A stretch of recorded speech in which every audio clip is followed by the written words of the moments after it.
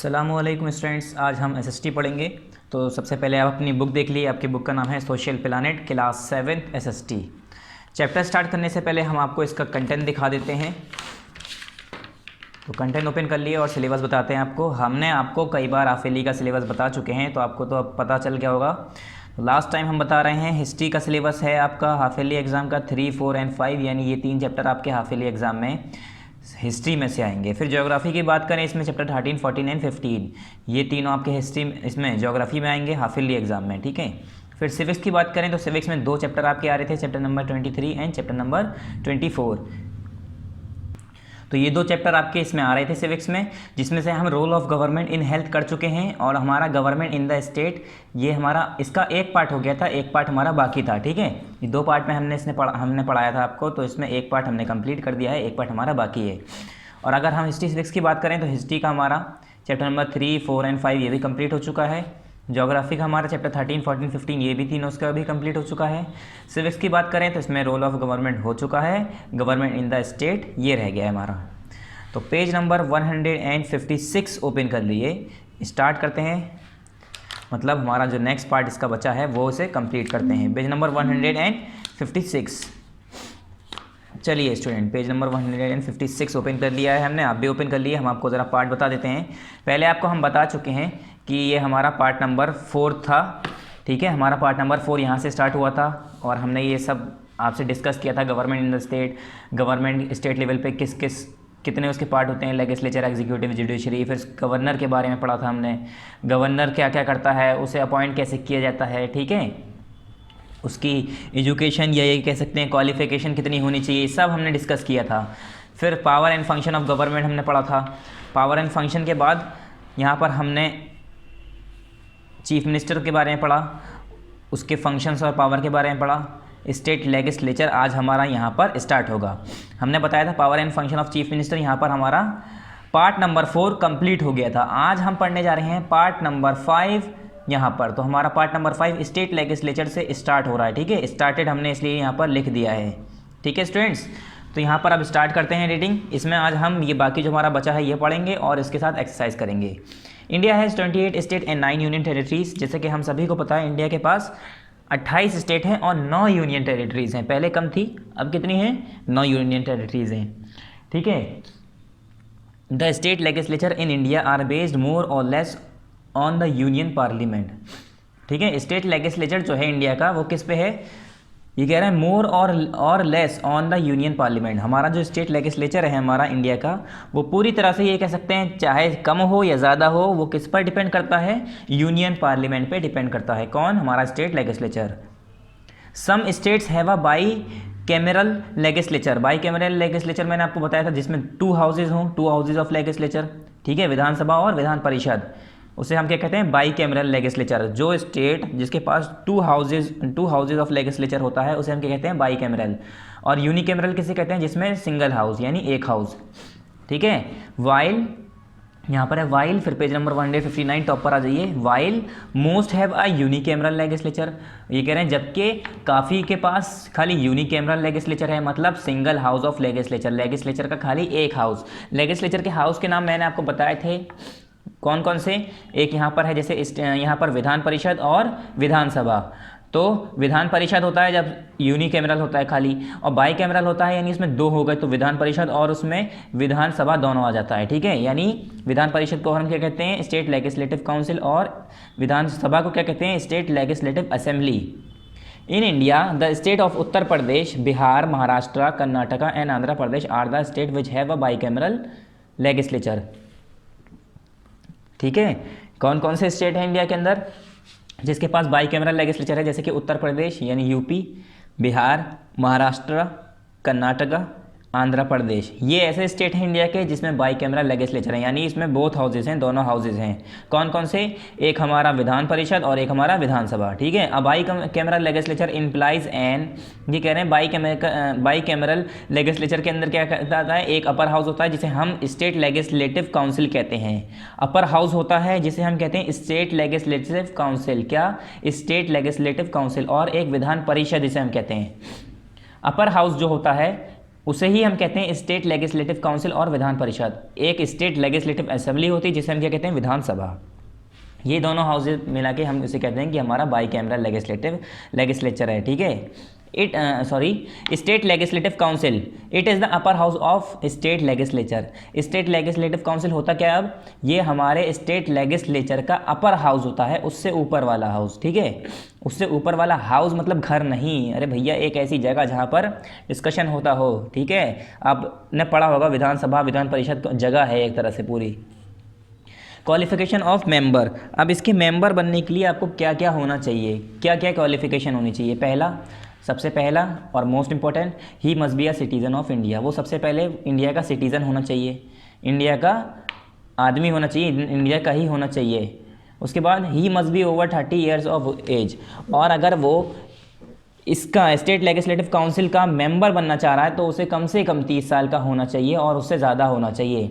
He must not hold any office of profit under the government, और ना ही उसके पास कोई ऐसी प्रॉफिट का कोई ऑफिस हो अंडर द गवर्नमेंट, मतलब गवर्नमेंट में कोई उसका ऐसा कोई ऑफिस ना हो जिससे उसे कोई लाभ हो रहा हो, फ़ायदा हो रहा हो, प्रॉफिट हो रहा हो, ठीक है। तो ये जो कह रहे हैं ना कि he must not hold any office of profit under the government, मतलब गवर्नमेंट के अंडर में ऐसे पता चले वो यहाँ पर मेंबर बनने आ गए स्टेट लेजिस्लेटिव के, और वहाँ पर कहीं वो और ऐसी जगह कहीं पर जुड़े हों जिससे इन्हें ऑफिशियली फ़ायदा हो रहा हो, ठीक है। उन्हें पैसा मिल रहा हो कहीं से, या उन्हें पैसा मिल रहा हो, ये कह सकते हैं वो अपना कहीं और से कोई और सोर्स बना रखा हो पैसे का, ठीक है।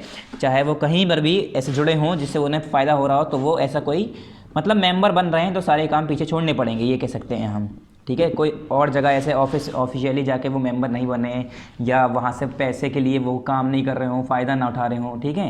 He must not be a criminal, और सबसे लास्ट जो है वो एक क्रिमिनल नहीं होना चाहिए, उन्होंने कोई अपराध ना किया हो, ठीक है। उनका कोई बैकग्राउंड रिकॉर्ड ऐसा ख़राब ना हो जो पुलिस स्टेशन में जैसे कोई FIR दर्ज हुई हो उनके खिलाफ, तो ये सारी रिपोर्ट्स निकाली जाती हैं। कहीं पहले उन्होंने कोई क्राइम तो नहीं किया है, डकैती तो नहीं की है, किसी का मर्डर तो नहीं किया है, कोई केस तो नहीं है इनके खिलाफ, ठीक है। He must be registered voter in the state where he seeks election, और वो वोटर को रजिस्टर करेंगे जहाँ पर वो इलेक्शन सीक्स कर रहे हैं, मांग रहे हैं, ठीक है।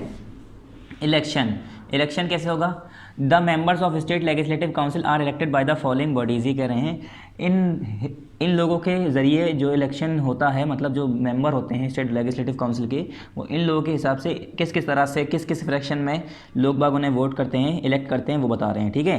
पहले 1/3 members are elected by local self governing bodies, जो 3 में से 1 हिस्सा जो होता है मेंबर का, वो जो है लोकल सेल्फ गवर्निंग बॉडीज़ जो होती है खुद गवर्नमेंट की बॉडीज़ हैं, वो लोग उन्हें इलेक्ट करते हैं, 1 हिस्सा, ठीक है। फिर उसके बाद 1 हिस्सा जो बचा, 1/3 members are elected by member of Vidhan Sabha, उसमें से जो 1 हिस्सा बचा, मतलब मैंने 3 हिस्से कर दिए, ठीक है। किसके, स्टेट लेजिस्लेटिव काउंसिल के 3 हिस्से कर दिए, उसमें से 1 हिस्सा किसने चूज़ करा, सेल्फ गवर्निंग बॉडीज़ ने। दूसरा हिस्सा किसने चूज़ किया, मेंबर ऑफ विधानसभा के जो मेंबर हैं उन लोगों ने। फिर 1/12 member are elected by graduate, फिर उसमें जो ग्रेजुएट होते हैं, जो पढ़े लिखे होते हैं, ग्रेजुएट होते हैं, उसमें से 12 हिस्से करके उस 12 हिस्से में से 1 हिस्सा जो सिलेक्ट किया जाता है वो ग्रेजुएट सेलेक्ट करते हैं।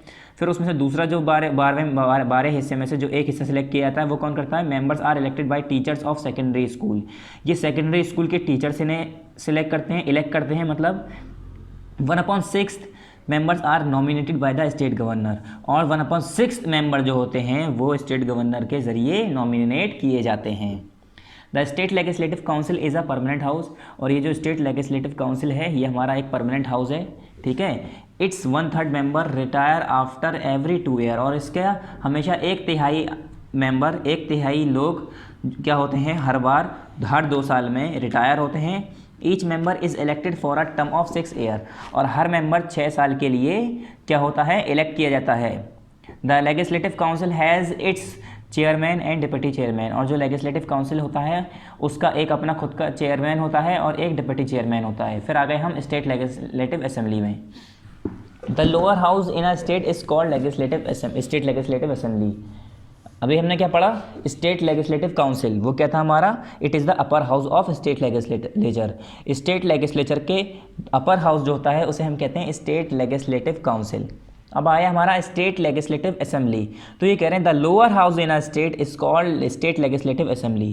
The maximum strength should not be less than 60, और इसकी जो मैक्सिमम स्ट्रेंथ है, सबसे ज़्यादा मैक्सिमम स्ट्रेंथ जो है वो should not be less than 60, 60 लोगों से कम नहीं होनी चाहिए। ठीक है। The number of member of legislative assembly, यानी मेंबर ऑफ लेजिस्लेटिव असेंबली जिसे हम कहते हैं MLA, is proportionate to the population of the state. तो ये जो नंबर ऑफ मेंबर्स चूज़ करे जाते हैं वो स्टेट की पॉपुलेशन के हिसाब से चूज़ किए जाते हैं। ठीक है, उसके प्रोपोर्शनेट करके उसे ही पॉपुलेशन के हिसाब से एमएलए चूज़ किए जाते हैं। The MLAs are elected for a term of 5 year on the basis of universal adult franchise. ये कह रहे हैं जो एमएलएज होते हैं, जो मेंबर ऑफ लेजिस्लेटिव असेंबली, आपने सुना होगा एमएलए, तो एमएलए जो होते हैं वो लोग 5 साल के टर्म के लिए चूज़ करे जाते हैं, इलेक्ट किया जाते हैं on the basis of universal adult franchise. Universal adult franchise आप लोगों ने पता ही होगा, आप लोगों को यूनिवर्सल एडर फ्रेंचाइज क्या होता है, जिसमें हर मैच्योर आदमी को, एडल्ट आदमी को या औरत को, मतलब एडल्ट पीपल को यह हक होता है कि वो वोट दे सके। And secure ballot just like the Lok Sabha seat are reserve for schedule caste, schedule tribe in proportion to their population. और हाँ, कुछ सिक्योर बैलेट होते हैं जैसे कि जस्ट लाइक द लोकसभा, जैसे कि लोकसभा में कुछ सीटें रिजर्व होती हैं जैसे शेड्यूल कास्ट के लिए और शेड्यूल ट्राइब के लिए। क्यों?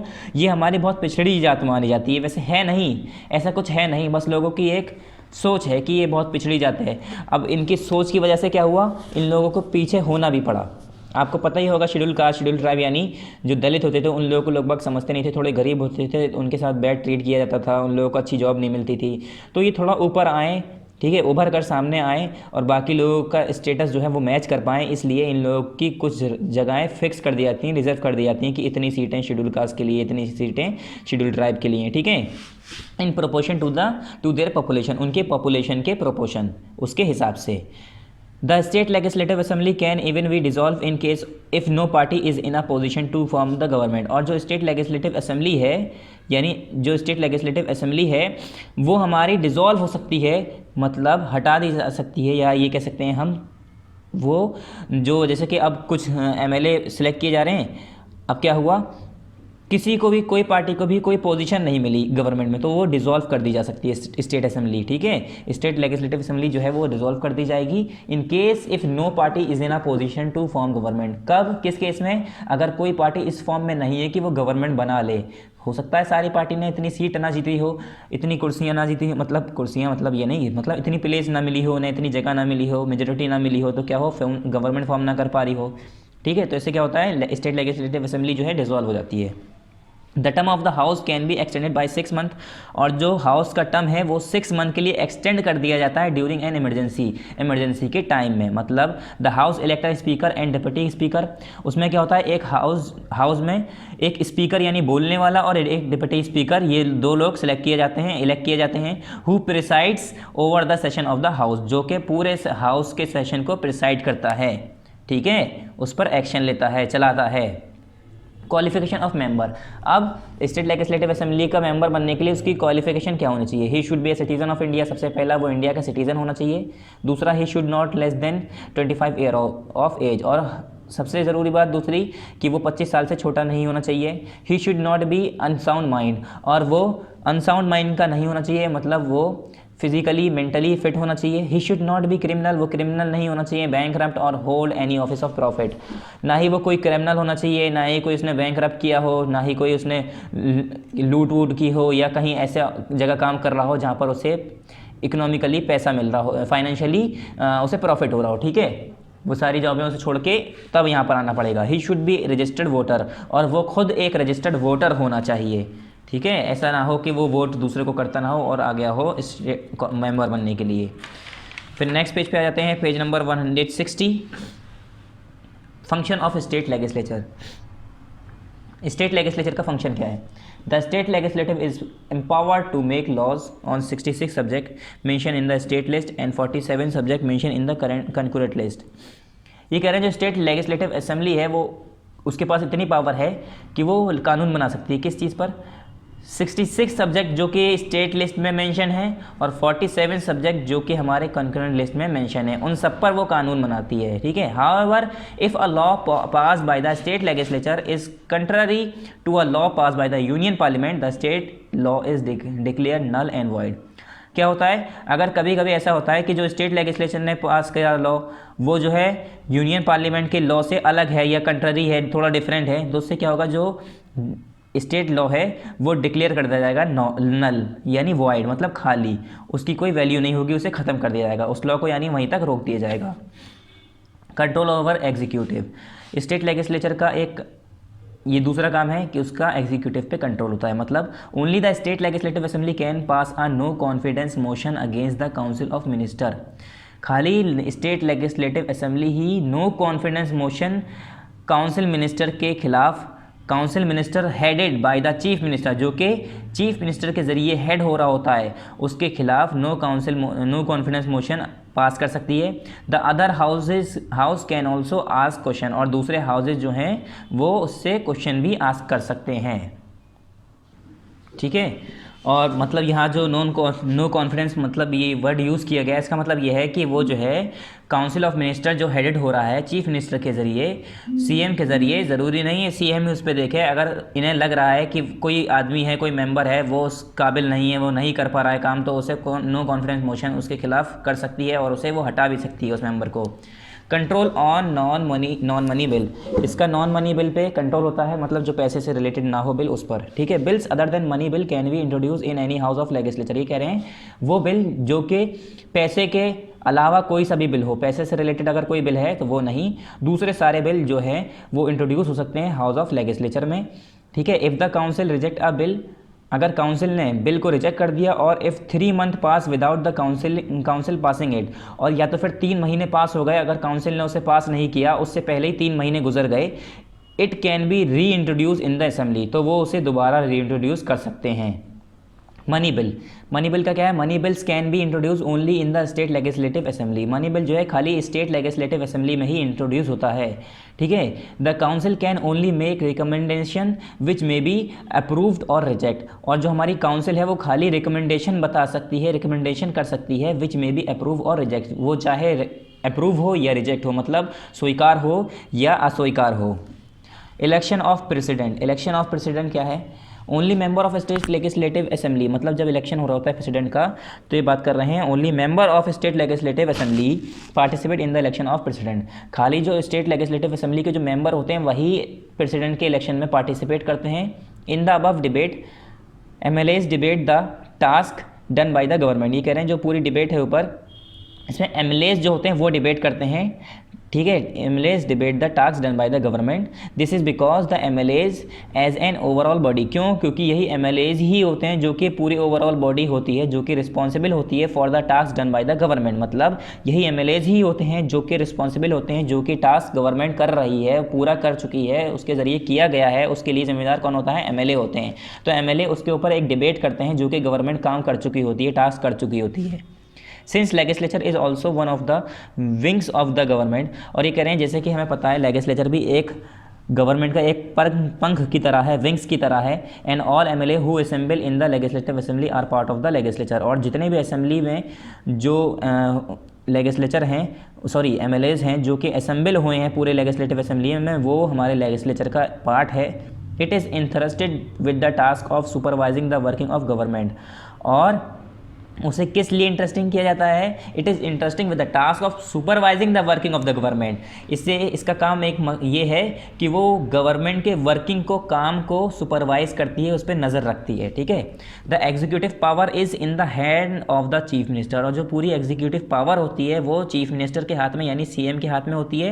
एंड द कैबिनेट, और जो कैबिनेट होते हैं उसके हाथ में, which is answerable to the legislation, जो कि कैबिनेट के पास और चीफ मिनिस्टर के पास पूरे उनके हाथ में ही ये पावर होती है, क्यों, क्योंकि यही लोग इनका जवाब दे सकते हैं, किसका, लेजिस्लेशन के आंसरेबल होते हैं, उनके ही जवाब देने के लायक होते हैं यही दोनों। उसके बाद आ गए working of the government, government की वर्किंग क्या है।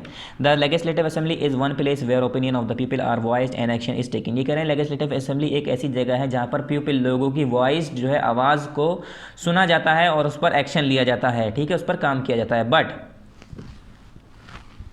There are other form like newspaper, कह रहे हैं मगर कुछ अलग फॉर्म हैं जहाँ जैसे कि newspaper, TV channel, voluntary organisation which take up the voices of the people, जिसमें भी हम बताते हैं, लोगों की आवाज़ों को दूसरों तक पहुँचाते हैं।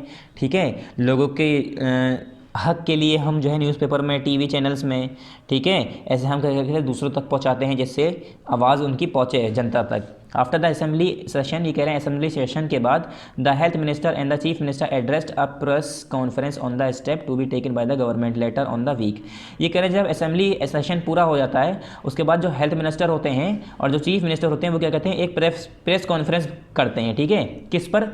On the step taken by the government, जो कि लेटर इन द वीक, मतलब बाद में जो स्टेप्स गवर्नमेंट के ज़रिए लिए जाएंगे अगले हफ्ते, उस हफ्ते के बाद, तो उस पर एक प्रेस कॉन्फ्रेंस रखी जाती है।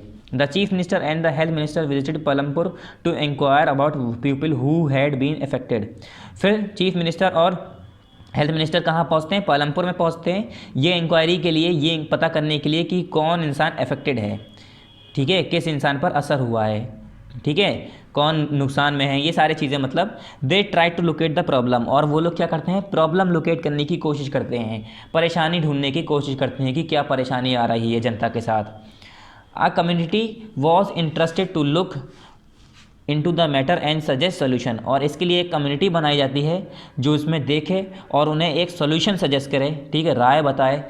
Various other department like the public works department, agriculture minister etcetera, और इसके लिए काफ़ी वर्क अदर डिपार्टमेंट बनाए जाते हैं जैसे कि public work department, agriculture minister etcetera, agriculture ministry, ऐसे करके अलग अलग डिपार्टमेंट बनाए जाते हैं जिनका अलग अलग काम होता है। Were also asked to look into the matter and recommend measures to be taken, और इन लोगों को भी कहा जाता है कि इन मैटर पे नज़र डालो, नज़र लगाओ, मतलब देखो कि क्या परेशानी है और उसके लिए राय बताओ, रिकमेंड करो, मेजर्स बताओ कि कैसे वो परेशानियाँ दूर हों। The government also decide to make new laws for the state to improve health of people, और जो गवर्नमेंट है वो नए लॉ बनाने के लिए भी डिसाइड करती है कि इससे जो जनता है उसकी हेल्थ इंप्रूव हो जाए। In a democracy power is in the hand of people's representation और एमएलएज, ये कह रहे हैं जो डेमोक्रेसी है हमारा, हम डेमोक्रेटिक कंट्री में हैं, तो हमारे डेमोक्रेटिक कंट्री में जो हमारी सारी पावर होती है लोगों की, hands of the people's represented और एमएलएज, क्या होता है, जो पावर है वो किसके हाथ में होती है? जो पीपल्स के रिप्रेजेंटेटिव होते हैं, जो लोगों के नेता चुने हुए होते हैं वो लोग, और एमएलएज के हाथ में होती है। ठीक है, the ruling party MLAs form the government, और जो रूलिंग पार्टी एमएलए होती है, जो पार्टी रूल कर रही होती है, जो जीती हुई पार्टी होती है, उसके एमएलएज जो होते हैं वही गवर्नमेंट बनाते हैं। सम एमएलएज बिकेम मिनिस्टर, कुछ उसी में से एमएलए मिनिस्टर बन जाते हैं। Whatever decision they take has to be approve by the member of legislative, मतलब MLAs member of the legislative assembly, कोई भी अगर वो डिसीजन ले रहे हैं तो उससे पहले वो अप्रूव्ड होना चाहिए bye the member of state legislative assembly. MLAs के जो मेंबर हैं सारे, उनके ज़रिए है वो अप्रूव्ड होना चाहिए, क्लियर होना चाहिए, तभी वो जो भी उन्होंने डिसीजन लिया है। Assembly as it is they who enjoy the real power, क्यों? क्योंकि यही वो लोग हैं जो कि रियल पावर एंजॉय कर रहे हैं, जिनके हाथ में सारी पावर है। Thus the executive is answerable to people's representative, और इससे क्या होगा, जो एग्जीक्यूटिव हैं वो इसके लायक हो पाते हैं कि पीपल्स के जो रिप्रेजेंटेटिव हैं उसे आंसर कर पाएँ। ठीक है, अब इसकी 1 बाय 1 हम एक्सरसाइज करेंगे। ठीक है, तो यहाँ पर आ जाइए, choose the correct option, choose the correct answer. ये हर बार की तरह हमें किस में करना है? बुक में ही करना है। उसके बाद हम आ गए फिल इन द ब्लैंक्स पे, ये भी हमें बुक में ही करना है। उसके बाद हमारा answer the following question exercise C और डी, ये दोनों हमें किस में करना है? कॉपी में करना है। ठीक है, तो 1 बाय 1 करेंगे। पहला करते हैं हम चूज़ द करेक्ट आंसर। तो इसमें पहला क्या है? What is the other name of what is the other name of legislative assembly. तो लेजिस्लेटिव असेंबली का दूसरा नाम क्या है? हमने अभी बताया था आपको, क्या कहते हैं उसे हम? विधानसभा। क्या कहते हैं हम लेजिस्लेटिव असेंबली को? विधानसभा कहते हैं। तो यहाँ पर टिक कर दिए ऑप्शन ए, फर्स्ट का आंसर हो गया ऑप्शन ए विधानसभा। दूसरा हो गया which of the following state in India has unicameral legislative. ये कह रहे हैं इंडिया के अंदर कौन सा स्टेट ऐसा है जिसके पास यूनिकैमरल लेजिस्लेटिव सिस्टम है। ठीक है, जिसमें एक हाउस होता है, कौन सा? विधानसभा, यानी लेजिस्लेटिव असेंबली खाली। ठीक है, विधान परिषद नहीं होता। तो कौन सा है वो? दिल्ली, केरला, उत्तर प्रदेश। तो दिल्ली और केरला दोनों ही ऐसे स्टेट हैं इंडिया के जिसमें यूनिकैमरल लेजिस्लेटिव सिस्टम लेजिस्लेचर है। ठीक है, यूनिकैमरल लेजिस्लेटिव है हमारा। तो क्या हो गया? Option D, A and B both. ठीक है, इसका ये वाला हो गया। फिर थर्ड है हमारा governor's age is prescribe age, जो गवर्नर की एज होती है वो कितनी प्रिस्क्राइब की गई है, कितनी बताई गई है, 35 साल, कम से कम 35 साल और उससे अबव। फिर उसके बाद इसका ऑप्शन ए है, ठीक है, इस पर टिक कर लिया आप। फिर फोर्थ है the state legislative council is headed by, ये कह रहे हैं जो स्टेट लेजिस्लेटिव काउंसिल है वो किसके ज़रिए हेडेड किया जाता है, उसे कौन उसका हेड होता है, कौन उसे हेड करता है। तो इसमें जो हेड होते हैं वो हेड कौन करता है, इसमें वो चेयरमैन होता है, ठीक है, जो चेयरमैन होते हैं the state legislative council is headed by chairman, ठीक है, चेयरमैन के जरिए हेडेड होता है। उसके बाद आते हैं फिल इन द ब्लैंक्स पे। पहला है governor is a part of state executive, governor जो पार्ट होता है वो किसका होता है, एक किसका हिस्सा होता है, स्टेट एग्जीक्यूटिव का।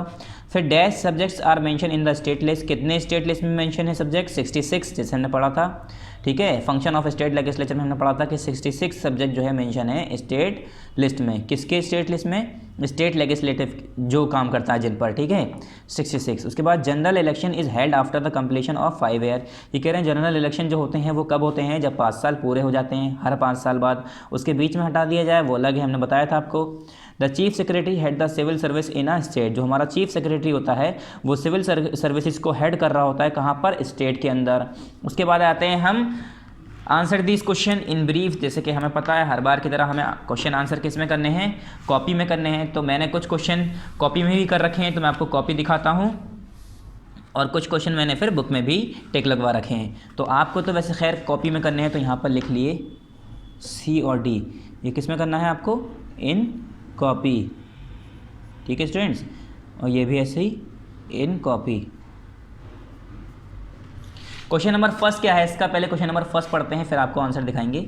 Answer this question in brief, इसका है what is legislative assembly, legislative assembly होती क्या है, ठीक है। तो इसका आंसर हमने यहाँ लिखा है, यहाँ पर हमारा ये क्या है, पार्ट नंबर, वैसे तो हमारा 4 होना चाहिए, मगर आपको अभी हमने बताया कि हमारा एक्सरसाइज जो शुरू हुई है वो पार्ट नंबर कहाँ पर शुरू हुई है, पार्ट नंबर 5 में शुरू हुई है, पार्ट नंबर 5 में शुरू हुई है, पार्ट नंबर 4 हमने यहाँ तक कंप्लीट कर दिया था। तो ये हमारा क्या है, पार्ट नंबर 5 में स्टार्ट हुआ है, ठीक है। ये हमारे चैप्टर कितने हैं, 2 पार्ट में हैं, तो आप यहाँ पर दोनों पार्ट लिख लिए, पार्ट नंबर 4 और 5 करके लिख लिए, ठीक है।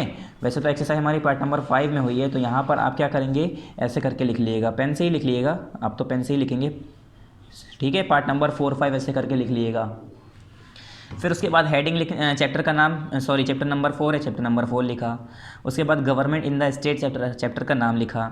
उसके बाद एक्सरसाइज सी हेडिंग, उसके बाद answer the question in brief, एक लाइन छोड़ के क्वेश्चन नंबर फर्स्ट उतारेंगे। क्वेश्चन नंबर फर्स्ट क्या है, what is the legislative assembly, legislative assembly होती क्या है। उसके बाद यहाँ पर क्वेश्चन नंबर फर्स्ट उतारने के बाद क्वेश्चन मार्क, ठीक है, क्वेश्चन मार्क यहाँ पर लिखने के बाद यहाँ पर लिखेंगे ना what is the legislative assembly, question mark, फिर आंसर लिखेंगे, answer first the state legislative assembly और Vidhan Sabha is a legislative body in the state and union territories of India.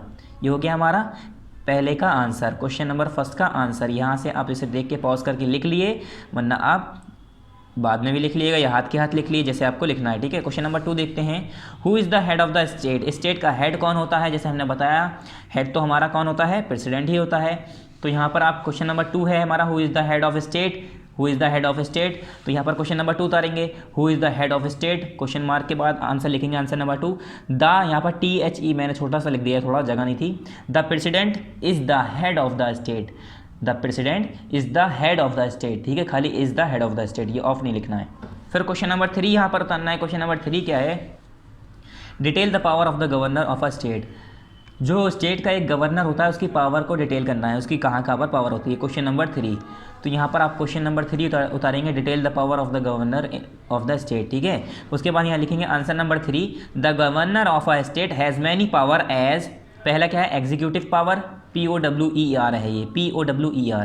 फिर दूसरा है लेजिस्लेटिव पावर, फिर तीसरा है जुडिशियल पावर, चौथा है फाइनेंशियल पावर, और पांचवा है डिस्क्रिशनरी पावर। ये पांचों पावर किसकी हाथ में होती हैं, किसके हाथ में होती हैं, स्टेट गवर्नर के हाथ में, ठीक है। पहले एग्जीक्यूटिव पावर, दूसरी लेजिस्लेटिव पावर, तीसरी जुडिशियल पावर, चौथी फाइनेंशियल पावर और पांचवी डिस्क्रिशनरी पावर।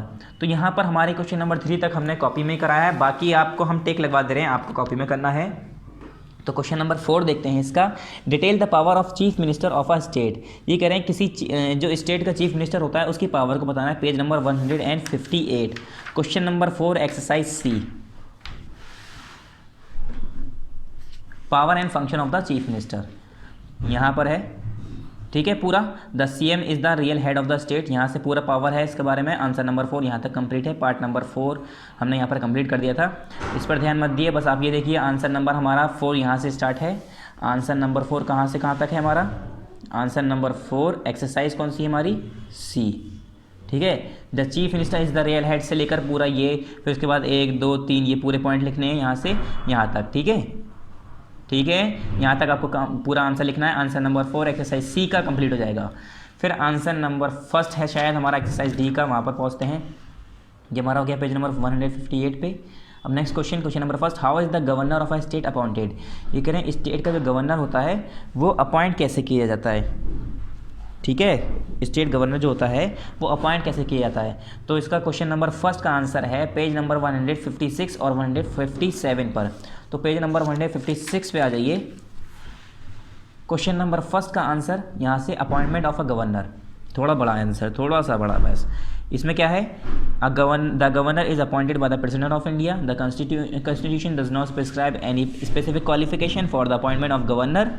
उसके बाद but it has been observe that in a practice retired, in a practice और रिटायर्ड, उसके बाद नेक्स्ट पेज पे retired political leader, retired civil servant, retired senior officer of arm forces, fairness educationist and other well known persons are appointed to the post of governor. यहाँ पर answer number 1 आपका complete हो जाएगा exercise D का, ठीक है। Answer number 1 का exercise D का आंसर हो गया यहाँ पर पूरा, ठीक है। कहाँ से स्टार्ट होगा? यहाँ से द गवर्नर इज अपॉइंटेड से लेकर पूरा यहाँ से ये लिखने के बाद, दोनों लाइन लिखने के बाद फिर यहाँ पर ये दोनों लाइन, ठीक है। उसके बाद क्वेश्चन नंबर 2 की बात करते हैं हम। क्वेश्चन नंबर 2 है what is the structure of state government? State government का स्ट्रक्चर क्या है? पेज नंबर 156 पे आ जाइए। स्टेट गवर्नर का स्ट्रक्चर क्या? स्टेट गवर्नमेंट का structure page number 156 question number 2 का answer what is the structure of state government, page number 156 यहाँ पर आ जाइए। ये हो गया आंसर नंबर 2 एक्सरसाइज D का। The state government work through the 3 institution legislative assembly, ये हमारा गवर्नमेंट एट स्टेट लेवल का है, लेजिस्लेचर, एग्जीक्यूटिव एंड जुडिशरी। उसके बाद हमने फिर डिफाइन किया लेजिस्लेचर को। Legislature is the branch of government responsible for making laws. उसके बाद यहाँ तक लिखने के बाद फिर एग्जीक्यूटिव के बारे में बताया हमने। It is the branch of government that implements the laws made by the legislature. The executive consist of the president, vice president and the prime minister and the council of minister. फिर तीसरा point है judiciary, ये भी पूरा लिखना है हमें। It interpret laws and decide disputes. It is the third organ of government concerned with the job of doing justice. It interpret laws and punishes for the violation of laws. It also protect the rights of the individual. यहाँ पर answer number 2 हमारा complete हो जाएगा पूरा, ठीक है। Answer number 2 exercise D का। Start कहाँ से है? पूरा ये एक लाइन लिखेंगे, स्टेट लेजिस्लेचर यहाँ से लेके स्टेट गवर्नमेंट से लेके जुडिशरी तक। उसके बाद लेजिस्लेचर को अलग डिफाइन करना है, एग्जीक्यूटिव को अलग, लेजिस्लेचर को बस यहाँ तक, जुडिशरी, एग्जीक्यूटिव और जुडिशरी की पूरी, ठीक है, पूरी डेफिनेशन लिखनी है। फिर क्वेश्चन नंबर 3 पे आ जाते हैं। क्वेश्चन नंबर 3 है explain the situation in which the governor can use his discretionary power. वो सिचुएशन बताओ जब गवर्नर जो है अपनी डिस्क्रिशनरी पावर को यूज़ कर सकता है। तो आंसर आप यहीं से लिखेंगे, कहाँ से? यहीं से लिखेंगे आप answer number 3, the situation in which the governor can use his discretionary power. उसके बाद ठीक है, the situation in which the governor can use his discretionary power. फिर पेज नंबर 158 पे आ जाएंगे क्वेश्चन नंबर 3 का आंसर देखने। यहाँ पर पेज नंबर 158 पर, यहाँ पर if no party get majority in state legislature he use the discretion to appoint the chief minister. फिर during emergencies he acts as agent of the centre government and may override the advice of the council of minister. उसके बाद he can recommend president's rule in the state. He can withhold a bill for the consideration of the president. यहाँ पर आपका answer number 3 complete हो जाएगा exercise D का, ठीक है। ठीक है, ये सारे पॉइंट आपको लिखने होंगे, फर्स्ट, सेकंड, थर्ड, फोर्थ, ये चारों पॉइंट लिखने होंगे। पहले आपको कहाँ से लेना है? पहले आपको बुक्स आंसर कहाँ से लेना है? कॉपी से ही, इससे क्वेश्चन से ही लेना है, ठीक है। ये आंसर नंबर 3 हो गया D का। मगर ये लिखने से पहले, यहाँ से स्टार्ट करने से पहले आपको कहाँ से लिखना है? आपको अपने क्वेश्चन से ही लेना है। यहाँ से the situation in which the government can use his discretionary power as, इसके बाद लिख लीजिएगा एज, उसके बाद ऐसे करके 2 बिंदी लगा दिएगा, बस एज लिखने के बाद यहाँ पर 2 बिंदी लगा दिएगा, फिर नेक्स्ट क्वेश्चन वहीं से स्टार्ट कर दिएगा जो मैंने टिक लगाया है। फिर क्वेश्चन नंबर 4 है, how is Vidhan Sabha form. Vidhan Sabha form कैसे होती है, बनती कैसे है। तो इसका तो आंसर है, आंसर थोड़ा बड़ा है, पूरा बताना पड़ेगा कि एमएलए कैसे इलेक्ट होते हैं, फिर वो लोग वही लोग काम करते हैं स्टेट लेजिस्लेटिव असेंबली में, ठीक है। तो यहाँ से है पूरा द नंबर ऑफ मेंबर्स से लेके the number of members of legislative assembly MLAs, यानी is proportionate to the population of the state. The MLAs are elected for a term of 5 year on the basis of universal elder franchise and secure ballot just like the Lok Sabha seat are reserve for schedule caste and schedule tribe in proportion to their population. The state legislative assembly can even be dissolved in case if no party is in a position to form the government. The term of the house can be extended by 6 months during an emergency. The house elect a speaker and deputy speaker who presides over the session of the house. और house जो है वो elect करता है speaker को और deputy speaker को, जो पूरे सेशन हाउस का जो सेशन होता है उसे प्रिसाइड करता है, उस पर एक्शन लेता है। तो हमारा क्या हो गया, आंसर नंबर 4 हो गया एक्सरसाइज डी का, ठीक है। आंसर नंबर 4 एक्सरसाइज डी का कहाँ से स्टार्ट है, द नंबर ऑफ मेंबर से स्टार्ट है। आंसर नंबर 4 एक्सरसाइज डी का यहाँ पर कंप्लीट हो गया। पेज नंबर 159 है, यहाँ पर लिख लिया आप, पेज नंबर 159। सो स्टूडेंट्स, ये हमारा लास्ट चैप्टर था, इसके बाद ये नेक्स्ट चैप्टर है, ये हमें पढ़ना नहीं है। आज ये हमारा हाफ ईयरली का इसका यहाँ पर कोर्स कंप्लीट हो गया, तो यहाँ पर लिख लिए हाफ ईयरली कोर्स कंप्लीटेड, ठीक है। हाफ ईयरली कोर्स कंप्लीटेड यहाँ पर आप मेंशन कर दिए। आज हमारा सिविक्स का भी काम पूरा हो गया है और यहाँ पर पार्ट नंबर 5 में कंप्लीट हुआ है। ये चैप्टर हमारा 2 पार्ट में कंप्लीट हुआ, एक पार्ट 4 में, एक पार्ट 5 में, ठीक है। स्टूडेंट्स, आप एक्सरसाइज देख लिए एक बार, दोबारा आपको देखनी है तो यहाँ पर पहला है हमारा विधानसभा इसका, फिर दूसरा है यहाँ पर ए एंड बी बोथ, फिर तीसरे का है 35, चौथे का है हमारा चेयरमैन, ठीक है। The state legislative council is headed by chairman, ठीक है। स्टूडेंट्स, यहाँ पर हमारा ये कंप्लीट हो गया है। यहाँ पर हमारा पहला स्टेट, इसका फिल इन द ब्लैंक्स का है स्टेट एग्जीक्यूटिव, फिर 66 5 ईयर स्टेट, फिर हमने आपको क्वेश्चन आंसर आपको बता दिए सारे क्वेश्चन आंसर। आप इसके यहाँ पर फिर लास्ट टाइम हम आपको कंटेंट दिखा रहे हैं, उसके बाद हमारा वैसे भी सिलेबस कंप्लीट हो गया है। तो लास्ट टाइम हम सिलेबस देख लेते हैं। हिस्ट्री का क्या है हमारा, chapter number 3, 4 and 5 the Delhi सल्तनत कर चुके हैं। Creation of an empire the Mughal dynasty, ये भी कर चुके हैं, 2 पार्ट में हमारी वीडियो बनी थी। उसके बाद chapter number 5 architecture of medieval period, ये भी हम पढ़ चुके हैं। ये 3 चैप्टर हमारे हिस्ट्री के अंदर क्या पढ़ना है आपको, चैप्टर 3, 4, 5 पढ़ना है हाफ ईयरली एग्जाम के लिए, हाथ के हाथ पढ़ते रहेंगे ज़्यादा बेहतर रहेगा। ज्योग्राफी के अंदर चैप्टर 13, 14, 15 पढ़ना है, यानी ज्योग्राफी का चैप्टर 3, 4, 5। ज्योग्राफी का तो तीसरा, चौथा, पाँचवा ही है ना, यहाँ पर 13, 14, 15 लिखा है। ये भी हम पूरा कंप्लीट कर चुके हैं, आपको बस याद करना है जल्दी से जल्दी क्योंकि आपके एग्जाम हैं। फिर सिविक्स की बात करते हैं। सिविक्स में हमारा हाफ ईयरली सिलेबस क्या था, चैप्टर नंबर 23, चैप्टर नंबर 24। 23 हम पहले कर चुके हैं, role of the government in health, और चैप्टर नंबर 24 जो कि हमने इसका पार्ट 4 पहले कंप्लीट कर दिया था, आज हमने पार्ट 5 ही कंप्लीट कर दिया इसके एक्सरसाइजेस के साथ, ठीक है। स्टूडेंट्स, ये हमारा सारा सिलेबस यहाँ पर कंप्लीट हो चुका है, बस आपको पढ़ना क्या है, अब हाफ ईयरली एग्जाम की तैयारी करनी है। टोटल चैप्टर कितने हैं, 1, 2, इसके 2 चैप्टर, ठीक है, 1, 2 ये, और इसके 3 चैप्टर, 1, 2, 3, 4, 5, ये हो गए 5, और हिस्ट्री में कितने हैं, 3, यानी 6, 7, 8, टोटल आपको 8 चैप्टर पढ़ने हैं। सो थैंक यू स्टूडेंट्स, अस्सलाम वालेकुम। आपको ये सारी तैयारी करनी है, बेस्ट ऑफ लक।